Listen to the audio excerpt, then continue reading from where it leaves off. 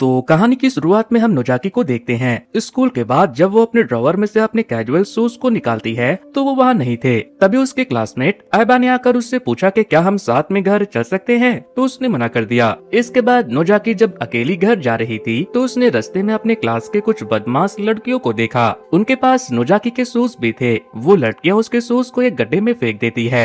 Nozaki अपने shoes को देखकर उन्हें गड्ढे से निकालने के लिए उस गड्ढे में उतरने लगी तो वो वहीं गिर गई। फिर उन बदमाश लड़कियों ने नोजाकी के बैग से उसके नोटबुक को निकालकर उस पर ही फेंक दिए। फिर उनमें से एक लड़की ने कहा, तुम वापस टोक्यो क्यों नहीं चली जाती? पता नहीं आयबा ने तुम जैसी बदसूरत लड़की में ऐसा क्या देख लिया। जिस पर टैको नाम की एक लड़की उन सब लड़कियों से कहती है, तुम लोग इसे परेशान करना बंद करो। इसके और आयबा के बीच में ऐसा कुछ नहीं है। तभी वहाँ उनके स्कूल के कुछ और बदमाश लड़के भी आ जाते हैं, मगर वो उन बदमाश लड़कियों से घर जाने के लिए कहते हैं। वो नहीं जाती तो उनमें से एक लड़का उन्हें गोली चलाकर डराता है, जिसके बाद सभी वहाँ से चले गए। फिर जब नोजाकी अपने घर जाती है तो उसकी बहन और उसके पेरेंट्स उसे इस हाल में देखकर बहुत दुखी होते हैं। नोजाकी के डैड का इस छोटे से शहर में ट्रांसफर हुआ था, इसीलिए वो हाल ही में यहाँ टोक्यो से आए थे। अब अगले दिन नोजाकी के डैड ने स्कूल आकर उन बदमाश बच्चों की शिकायत की, लेकिन टीचर ने कहा कि बच्चे तो ऐसी शरारत करते रहते हैं। वैसे भी 2 महीनों में सभी बच्चे ग्रेजुएट हो जाएंगे और फिर ये स्कूल भी बंद हो जाएगा। क्या फायदा किसी को पनिश करके? हमें सिचुएशन को शांति से हैंडल करना चाहिए। जिसके बाद नोजाकी चुपचाप अपने क्लास में जाकर बैठ जाती है, लेकिन उन बदमाश लड़कियों ने फिर से उसे तंग करने के लिए उसके बेंच पर जाकर मर जाओ लिख दिया। वहीं नोजाकी के डैड जब ऑफिस से कंप्लेन करके लौट रहे थे तो नोजाकी के क्लास का एक बदमाश लड़का कुंगा उन्हें सीढ़ियों से लात मार कर गिरा देता है। उसने उस वक्त अपने जूते में पिन भी लगाया हुआ था, जिससे नोजाकी के डैड बहुत बुरी तरह से घायल हो गए। दूसरी तरफ लंच के बाद किसी ने नोजाकी के बेंच पर एक मरे हुए कौवे की डेड बॉडी रख दी, जिसके अंदर से खून भी गिर रहा था। आयबा टीचर से इसके बारे में कंप्लेन भी करता है, लेकिन टीचर कुछ भी रिएक्ट नहीं करती, जैसे उन्हें कुछ भी सुनाई नहीं दे रहा हो। लेकिन जब आयबा उन्हें जोर जोर से चिल्लाकर बुलाने लगता है तो वो क्लास से बाहर जाकर उल्टियाँ करने लगती है। फिर स्कूल खत्म होने के बाद जब नोजाकी अपने घर गई तो उसे सारी बात पता चली, जो कुछ भी आज स्कूल में उन बदमाश बच्चों ने उनके डैड के साथ किया था। फिर नोजाकी के डैड ने उससे कहा कि बेटा तुम उस स्कूल में मत जाओ, वैसे भी 2 महीने में तुम्हारा ग्रेजुएशन कंप्लीट हो जाएगा। अब अगले दिन नोजाकी स्कूल नहीं जाती क्योंकि उसे बुखार भी था और उसके डैड ने स्कूल जाने से मना भी किया था। लेकिन नोजाकी की छोटी बहन उसे घर पर देखकर बहुत खुश थी। इसी तरह 3 दिन गुजर गए। नोजाकी स्कूल नहीं जा रही थी तो स्कूल में उन बदमाश बच्चों का मन नहीं लग रहा था, जिसके बाद वो डिसाइड करते हैं कि वो किसी को नोजाकी के घर भेजकर पता करेंगे कि वो स्कूल क्यों नहीं आ रही। इसके लिए उनमें से एक बदमाश लड़की रूमी के पास जाती है और उसे पिन चुभाकर कहती है, तुम नोजाकी के घर जाकर पता करो वो स्कूल क्यों नहीं आ रही है। तुम उसे स्कूल आने के लिए मना लेना, नहीं तो फिर हम तुम्हें टारगेट करेंगे। जिसके बाद रूमी नोजाकी के घर जाती है और उससे उसका हालचाल पूछने के बाद ढेर सारी इधर उधर की बातें करने के बाद डायरेक्ट उससे कह देती है कि प्लीज तुम कल से स्कूल आ जाना, तुम स्कूल नहीं आओगी तो वो लोग मुझे परेशान करेंगे। जिस पर नोजाकी कहती है अब मैं कभी स्कूल नहीं आऊंगी। और ये सुनते ही रूमी के चेहरे की बाकी बची खुशी भी उड़ जाती है। अब उसे डर लगने लगा था कि वो लोग उसके साथ क्या करेंगे। अब अगले सीन में हम देखते हैं कि उन बदमाश लड़कियों ने रूमी को कबर्ड में बंद कर दिया है और बाहर से कबर्ड को पीट पीट कर उससे नोजाकी के बारे में पूछ रही है। लेकिन इन सब के बीच सबसे स्ट्रेंज चीज जो थी वो थी रूमी की स्माइल। वो बुली होने के बाद भी एक डेमोनिक हंसी हंस रही थी, जैसे वो बहुत ही रिलैक्स हो चुकी हो। वो उन्हें नोजाकी के बारे में भी हंस हंस कर बता रही थी। लेकिन इन लड़कियों के बीच सिर्फ टैको ही थी जो उसे कुछ नहीं करती, वो बस खामोश तमाशा देखती रहती है। दूसरी तरफ नोजाकी अपनी बहन के साथ घूम रही थी तो तभी रास्ते में एक जगह उसे आयबा एक प्लांट की फोटो लेते हुए दिख जाता है। नोजाकी की बहन ने जब उससे उस प्लांट के बारे में पूछा तो उसने बताया कि ये एक बहुत ही रेयर प्लांट है। जब हेवी स्नोफॉल होता है तो इसमें से फूल निकलते हैं। इसके बाद आयबा अपने कैमरे से नोजाकी और उसकी बहन की फोटो भी क्लिक करता है। फिर नोजाकी और आयबा वहाँ से साथ में जाने लगे। नोजाकी ने पूछा कि तुम भी एक ट्रांसफर स्टूडेंट हो ना? तो उसने कहा हाँ, मेरी ग्रैंडमा यहाँ रहती है। अब हमें अगले दिन का सीन दिखाया जाता है। आज वो बदमाश लड़कियाँ रूमी के बाल काट रही थी, लेकिन रूमी बिल्कुल रिलैक्स थी, जैसे उसे मजा आ रहा हो। वो बस हंस रही थी और सभी उसका मजाक उड़ा रहे थे। इतना सब हो जाने के बाद भी रूमी ने टैको को थैंक यू कहा कहा। वो कहती है कि मुझे बहुत हल्का महसूस हो रहा है। तभी एक दूसरी लड़की ने उससे कहा कि अगर तुम इन सब से बचना चाहती हो तो तुम किसी तरह नोजाकी को वापस स्कूल ले आओ। जिस पर रूमी ने कहा कि मैं उसे जान से मार दूंगी। उसकी ये बात सुनकर सभी हैरान रह गए और दोबारा उससे पूछने लगे कि क्या क्या क्या कहा तुमने। इधर नोजाकी ऐबा के साथ बाहर घूमने के लिए जा रही थी, लेकिन उसके जाने से पहले उसकी बहन उसे एक पेंडेंट लाकर गिफ्ट करती है जिसे उसने खुद अपने हाथों से बनाया था। इसके बाद नोजाकी की बहन ने उसके कानों में कहा कि तुम दोनों साथ में बहुत अच्छे लगते हो। फिर वो ऐबा के साथ वहाँ से दूर नदी के किनारे घूमने के लिए चली गई। ऐबा कंटिन्यू हर चीज की फोटो क्लिक कर रहा था क्योंकि उसे एक प्रोफेशनल फोटोग्राफर बनना था। फिर उसने नोजाकी को बताया कि जब विंटर आएगा तो ये जगह बहुत ही खूबसूरत हो जाएगी। इसके बाद वो दोनों जब घर लौट रहे थे तो शाम हो चुकी थी। तभी वो दोनों रास्ते में अपने क्लास के उन बदमाश लड़कियों में से दो को भागते हुए देखते हैं। वो दोनों बहुत डरी हुई थी। तभी नोजाकी की नजर उसके घर पर पड़ती है जहाँ आग लगा हुआ था। वो भागते हुए अपने जलते हुए घर के अंदर जाने लगी, लेकिन उसके पड़ोसी ने उसे अंदर जाने नहीं दिया। फिर ऐबा नोजाकी के जलते हुए घर में घुस जाता है और फिर थोड़ी देर के बाद उसकी बहन के बॉडी को लेकर बाहर आता है जो पूरी तरह से जल चुकी थी। नोजाकी अपनी प्यारी बहन को इस हाल में देखकर बहुत रोती है, लेकिन वो अभी भी जिंदा थी, इसीलिए उसे फौरन हॉस्पिटल के लिए भेज दिया जाता है। मगर इस हादसे में नोजाकी के मॉम डैड जलकर मर चुके थे, इसीलिए वो बहुत रोती है। अब अगले दिन नोजाकी के ग्रैंडफादर अपने बेटे और बहू का अंतिम संस्कार करने के लिए टोक्यो से यहाँ आते हैं। फिर वो हॉस्पिटल जाकर नोजाकी को बताते हैं कि तुम्हारे डैड ने तुम्हारी बहन को बचा लिया, उन्होंने उसे अच्छे से कवर कर लिया था।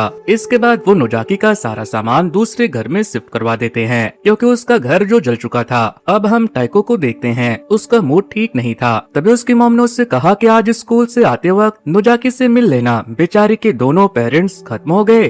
दूसरी तरफ हम उन बदमाश लड़के और लड़कियों को देखते हैं, वो सभी बहुत डरे हुए थे। वो आपस में बात कर रहे थे कि अगर हम पकड़े गए तो क्या होगा। तभी कुंगा कहता है कि अरे डरने की कोई बात नहीं, हमें किसी ने देखा नहीं, हमने तो बस उन्हें डराने की कोशिश की थी। ये सब किस चीज से डर रहे थे वो तो आपको पता चल ही गया होगा। अब अगले सीन में रूमी टैको के पास जाकर कहती है कि कल तुम घर चली गई थी ना, हमने कल कितना मजा किया था। तभी टैको अपने पेन को रूमी के हाथ में घुसा देती है और कहती है अब और मजा आया। जिसके बाद रूमी ने जाकर टैको की कंप्लेन टीचर से कर दी कि टैको ने उसके हाथ में पेन घुसा दिया, मगर उन्होंने कहा कि तुम्हारे ग्रेजुएशन कंप्लीट होने में बस थोड़े दिन ही बचे हैं, इतने सालों तक एडजस्ट किया है तो थोड़े दिन और सही। अब हम उन बदमाश बच्चों में से दो को देखते हैं, वो दोनों हर रोज स्कूल के बाद अपनी बंदूक और तीर से कौवों का शिकार करते थे। उनका मानना था कि इस छोटे से शहर में ना कोई कैरियोके बार है, ना कोई क्लब और ना ही कोई गेमिंग आर्केड, इसीलिए एंटरटेनमेंट के नाम पर उनके पास शिकार करने के अलावा कोई दूसरा ऑप्शन है ही नहीं।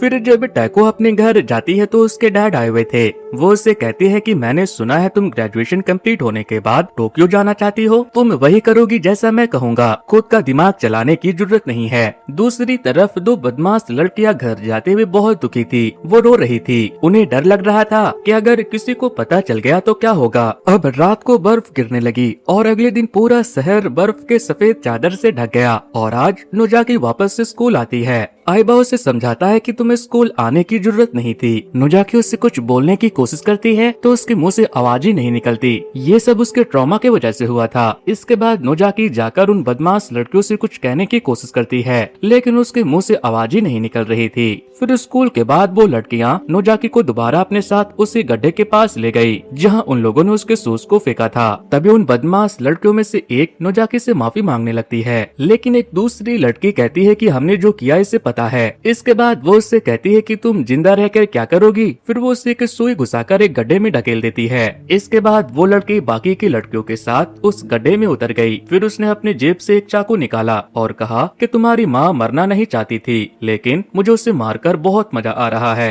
ये सुनते ही नोजाकी का दिमाग खराब हो गया। उसके हाथ वहाँ गड्ढे में पड़ा एक कील लग गया। उसने उसे उठाकर उस लड़की की आंख में घुसा दिया। फिर उस लड़की ने दोबारा उस पर हमला करने की कोशिश की तो इस बार नोजाकी ने एक रॉड को उठाकर उसे मारना शुरू कर दिया। वो उसे मारकर उन दोनों लड़कियों की तरफ बढ़ने लगती है, लेकिन उनमें से एक ने कहा कि मैंने कुछ नहीं किया, कुगा ने तुम्हारी मॉम को जलाया था। जिसके बाद वो भागने के चक्कर में बाय मिस्टेक एक नुकीली चीज से टकराकर खुद ही मर जाती है और इसके बाद उसने उस तीसरी लड़की को भी मार दिया। अब आपको लग रहा होगा कि बस पिक्चर यही खत्म, लेकिन इस पिक्चर को देखते वक्त जब भी मुझे लगा कि कहानी खत्म हो गई, तब इसने अगले ही पल एक नए राज को सामने खोलकर रख दिया। दोस्तों, अगर आपको ये वीडियो पसंद आ रही हो तो इस वीडियो को हाइप देना बिल्कुल भी ना भूले। अब अगले दिन पुलिस स्कूल में आती है क्योंकि सभी को पता चल गया था कि कल स्कूल की 3 लड़कियां अपने घर नहीं लौटी। फिर स्कूल के बाद जब कुगा अपने घर जा रहा था तो रास्ते में उसे नोजाकी मिल गई। उसने उसे देखते ही पूछा कि क्या हुआ, आज तुम स्कूल क्यों नहीं आई। वो उसे धक्का देता है, लेकिन अगले ही पल उसे समझ आ गया कि जब उसने उसे धक्का दिया था तो उसने उसे स्टैप कर दिया। कुगा ने उससे बचकर भागने की बहुत कोशिश की, लेकिन नोजाकी ने उसे भी बहुत ही बुरी तरह से तड़पा तड़पा कर मार दिया। तो देखा दोस्तों क्या होता है जब शरीफ शराफत छोड़ता है। अब हमें अगले दिन का सीन दिखाया जाता है जहाँ नोजाकी अपने बेड पर सोई हुई थी। तभी उसके घर के दरवाजे पर कोई आता है। ग्रैंडपा ने जब दरवाजा खोला तो वो ऐबा था। ग्रैंडपा ने उसे बताया कि वो बेड से उठने का नाम ही नहीं ले रही है। फिर वो ऐबा को बताते हैं कि नोजाकी के ग्रेजुएशन के बाद मैं उसे और उसकी बहन को टोक्यो लेकर चला जाऊंगा, लेकिन तब तक के लिए क्या तुम उसका ख्याल रख सकते हो। वहीं दूसरी तरफ रूमी की मॉम नोटिस करती है कि आजकल वो उनके साथ कुछ ज्यादा ही टाइम स्पेंड कर रही है। वो पूछती है कि कुछ हुआ है क्या, तो रूमी उनसे पूछती है कि क्या आज रात में आपके साथ सो सकती हूँ। वो कहती है हाँ ठीक है, लेकिन जब वो अपने बेडशीट को लेने के लिए अपने कमरे में जाती है तो तभी उसे 2 बदमाश लड़कों का फोन आता है जो कौवों का शिकार करते थे। वो कहते हैं कि कुंगा अब तक घर नहीं लौटा, हमें लग रहा है कि ये सब नोजाकी कर रही है। अब वो हमें नुकसान पहुंचाए इससे पहले हम उसे खत्म कर देंगे। अब हमें अगले दिन का सीन दिखाया जाता है। नोजाकी तैयार होकर स्कूल के लिए जा रही थी, तभी एक बदमाश लड़के ने उस पर तीर चला दिया, लेकिन नोजाकी बच जाती है। इसके बाद वो जब दोबारा उस पर हमला करने के लिए आगे बढ़ता है तो वो वहाँ से गायब हो चुकी थी। जिसके बाद वो चिल्ला चिल्ला कर कहने लगता है कि नोजाकी तुम कहाँ हो, सामने आओ, मैंने ही तुम्हारे डैड को तीर मारा था और तुम्हारे घर में आग लगाया था। तभी दूसरे लड़के की नजर नोजाकी पर पड़ती है तो वो उस पर टूट पड़ता है, लेकिन वो उसे आई लव यू कहता है और उसके साथ जबरदस्ती करने की कोशिश करता है। मगर नोजाकी को वहाँ एक पिलास मिल गया जिससे उसने उठाकर उस मोटे के नाक में घुसा दिया। अब वो दर्द में चिल्लाने लगा, इधर उधर भागने लगा। दूर खड़ा दूसरा लड़का नोजाकी के ऊपर तीर चला देता है, लेकिन गलती से वो तीर उसके ही फ्रेंड को जाकर लग जाती है। वो वहाँ से भागता है, लेकिन नोजाकी चाकू मारकर उसका पेट चीर देती है। जिसके बाद उसने दोबारा से नोजाकी को तीर मारने के लिए अपनी तीर उठाया, लेकिन इससे पहले नोजाकी उसके पेट में चाकू घुसा देती है। अब जब वो दोनों लड़के अपने घर नहीं पहुँचे तो उनके पेरेंट्स उनके बारे में पता करने के लिए स्कूल पहुँच गए कि वो अब तक घर क्यों नहीं लौटे। मगर टीचर के पास कोई जवाब नहीं था तो उन बदमाश बच्चों में से एक की माँ टीचर को मारने लगी। वहीं दूसरी तरफ जब नोजाकी अपने खून से संदे कपड़ों के साथ अपने घर पहुंचती है तो उसके दादा उसे देखकर ऐसे रिएक्ट करते हैं जैसे सब कुछ उनके मर्जी से हो रहा हो और उन्हें सब पता हो। वो बस उससे इतना कहते हैं कि जाकर अपने कपड़े साफ कर लो। फिर अगले दिन ऐबा नोजाकी से मिलने के लिए आता है। दोनों साथ में घूमने के लिए नदी के पास गए। ऐबा कहता है मुझे पता है तुम चली जाओगी, जिसके बाद मैं तुम्हें कभी देख नहीं पाऊंगा, लेकिन मैं तुम्हें देखते रहना चाहता हूँ। उसकी बातों को सुनकर नोजाकी रोने लगती है और अपने होंठ काट लेती है। जिसके बाद ऐबा उसे गले से लगाकर उसे आई लव यू कहता है और उसके खूनी होठों को किस करता है। वाव, खूनी लड़की के खूनी होठ। रुको, पिक्चर अभी भी बाकी है मेरे दोस्त और मेन विलन अभी भी जिंदा है। अब हम नोजाकी को हॉस्पिटल में देखते हैं। उसके दादा उससे कहते हैं अब हमें जल्द से जल्द यहाँ से टोक्यो चले जाना चाहिए, मैं तुम्हारी बहन को भी वहीं किसी हॉस्पिटल में एडमिट करवा दूंगा। लेकिन नोजाकी टोक्यो नहीं जाना चाहती थी। दूसरी तरफ हम ऐबा को देखते हैं। वो अपनी ग्रैंडमा से कहता है कि मैं टोक्यो जाना चाहता हूँ। ये सुनकर ग्रैंडमा थोड़ी परेशान हो जाती है। शायद वो सोच रही थी कि अगर ये यहाँ से चला गया तो मेरा ध्यान कौन रखेगा। वहीं रोमी उसी गड्ढे में ऐसे ही टहलने के लिए चली जाती है जहाँ नोजाकी ने उन तीनों लड़कियों को मारा था और तभी उसकी नजर उन तीनों की लाशों पर पड़ गई, जिससे कि वो बहुत डर गई। उसने टैको को कॉल किया, लेकिन टैको अपने ही ख्यालों में खोई हुई थी। वो रूमी का फोन नहीं उठाती। अब अगले दिन जब रूमी की मॉम उसे उठाने के लिए आती है तो वो अपने कमरे का दरवाजा नहीं खोलती। तभी हमें फ्लैशबैक का एक सीन दिखाया जाता है। दरअसल उस दिन जब सभी बदमाश बच्चों ने नोजाकी के स्कूल न आने पर रूमी को बुली किया था तो उसने गुस्से में कह दिया कि मैं नोजाकी को जान से मार दूंगी, क्योंकि उसे लग रहा था कि ये सब उसी की वजह से हो रहा है। इसके बाद वो टैको को फिर से कॉल करके बताती है कि नोजाकी ने सबको मार दिया और अब वो मुझे भी मार देगी। टैको कहती है क्या हुआ, तुम क्या बक रही हो, वो किसी को क्यों मारेगी। रूमी कहती है, ये सब तुम्हारे वजह से हो रहा है, उसने तुमसे ऐबा को छीना था ना। जिसके बाद सबने उसे बुली करना स्टार्ट कर दिया और ये बुली इतना बढ़ गया कि अब हम सब मरने वाले हैं। जिस पर टैको कहती है कि ये तुम क्या बकवास किए जा रही हो, किसी ने किसी को मुझसे नहीं छीना था, तुम लोग पागल हो गई हो क्या, मैंने कभी तुमसे कुछ कहा भी नहीं। फिर वो गुस्से में उसका फोन काट देती है। सीन वापस से पास्ट में शिफ्ट होती है। जब नोजाकी स्कूल नहीं आई थी तो बुली गैंग उसकी जगह रूमी को बुली कर रहे थे, जिससे परेशान होकर उसने कह दिया कि मैं नोजाकी को जान से मार दूंगी। जिसके बाद बुली गैंग रूमी के साथ गैसोलीन लेकर नोजाकी के घर के लिए निकल गए, लेकिन टैको उस दिन घर चली जाती है क्योंकि उसे इन सब कामों में कोई इंटरेस्ट नहीं था। सीन वापस से प्रेजेंट में शिफ्ट होती है, जहां हम देखते हैं कि टैको नोजाकी से मिलने उसके घर जाती है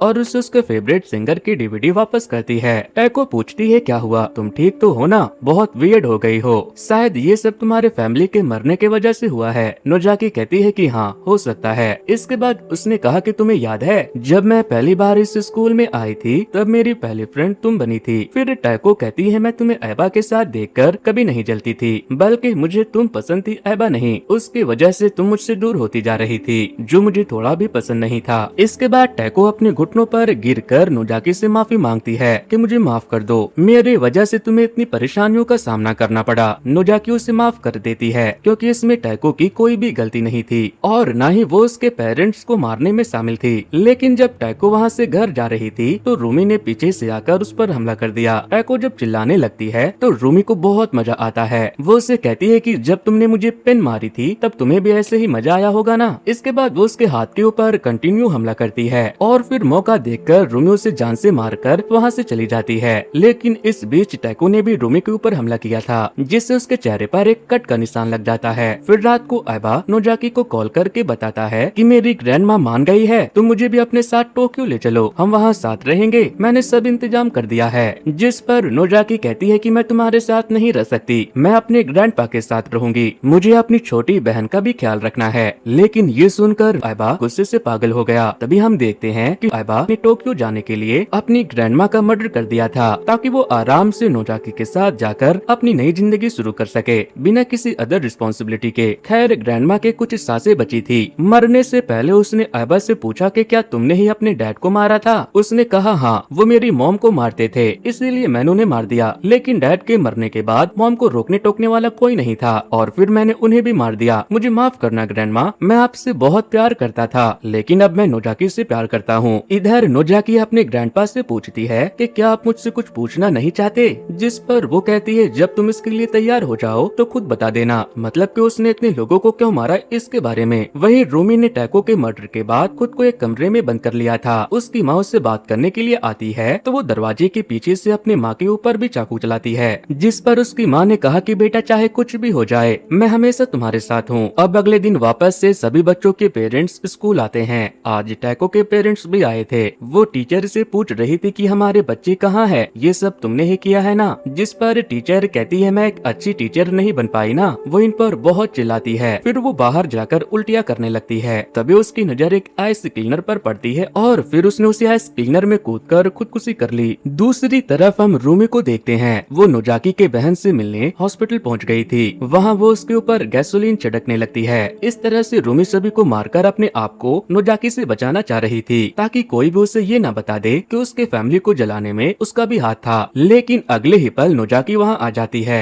रूमी कहती है कि आगे बढ़ी तो मैं तुम्हें जान से मार दूंगी, लेकिन तभी नोजाकी की बहन एकदम से उठ गई, जिसके बाद नोजाकी को मौका मिल गया उसे रोकने का। नोजाकी रूमी को पकड़ लेती है लेकिन वो उसे वहाँ नुकसान नहीं पहुँचा सकती थी, इसीलिए मौका देखकर रूमी वहाँ से भाग जाती है। अब थोड़ी देर के बाद जब नोजाकी ऐबा के साथ थी तो उसे खबर मिलता है कि किसी ने उसके ग्रैंडपा पर हमला किया है। उन्हें हॉस्पिटल में एडमिट कराया जाता है। इसके बाद नोजाकी हॉस्पिटल से भागते हुए ऐबा के पास गई और पूछा कि तुम्हारे हाथ पर ये चोट कैसे लगी। उसका पूरा हाथ खून से सना हुआ था और बहुत सारे कट के निशान भी थे। वो पूछती है तो ऐबा बताता है कि ये चोट कल मुझे मेरे ग्रैनी को मारते वक्त लगा। ये मैंने हम दोनों के लिए किया है ताकि हम दोनों आराम से टोक्यो में जाकर रह सके। मैंने तुम्हारे दादा को भी बहुत समझाने की कोशिश की थी कि वो तुम्हें मेरे साथ रहने दे, लेकिन वो नहीं माने तो फिर मैंने उन्हें भी मार दिया। मैं नहीं चाहता कि हम दोनों के प्यार के बीच कोई तीसरा इंसान आए। ये सुनकर नोजाकी का दिमाग खराब हो जाता है और तभी वहाँ रूमी भी आ जाती है। नोजाकी उससे पूछती है कि क्या वो आग तुमने लगाई थी। उसके हाँ बोलते ही सीन वापस से पास्ट में जाती है, जहाँ रूमी उन बदमाश लड़कों के कहने पर उनके घर पर पेट्रोल छिड़क रही थी।